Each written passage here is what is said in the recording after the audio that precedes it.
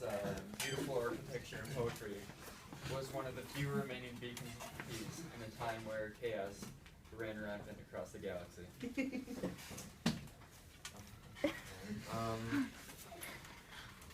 Duer, the six-armed god of darkness, was the cause of all this chaos, and soon set his eyes upon Archytos. Once Duer set foot on the planet, it only took a single week for Archytos to be completely destroyed. All of the lush green beautiful architecture and majestic wildlife were gone, but one man emerged from the rubble, David Duer. David Duer, the lone survivor of Duer's invasion, spent the months after the attack scavenging for what food he could find and searching for any survivors, but Duer found no life.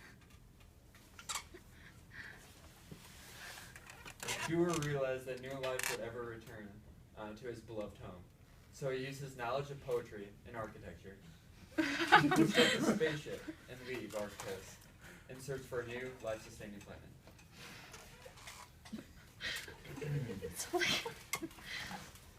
Yet, right before Duer is about to leave the planet, Duer decides to return. While gazing at the stars, Duer sees Duer flying back toward the planet through his telescope. Duer takes advantage of the time it takes Duer to make his way across the galaxy, and decides to look into the stars for help.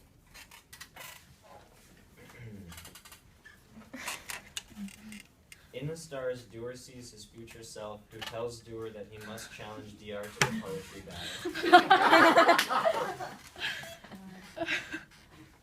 Duer challenges Duer to a poetry battle. The battle rages on for over 300 years, but in the end, Duer's rhetoric is too powerful for Duer. Duer flees, vowing one day to defeat Duer in a poetry battle.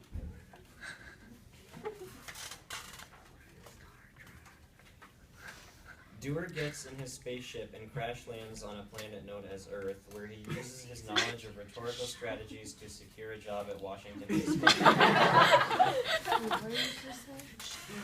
There he will remain for all eternity, teaching poetry and architecture and preparing it for his final battle with Duer.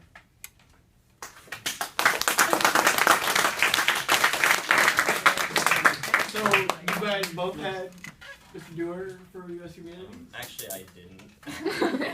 If he come? No, I've never had it. So it's kind of Star Trek meets Washington High School a little bit. Wow, Dorothy, you're so smart. Awesome. All right. Congrats. Okay.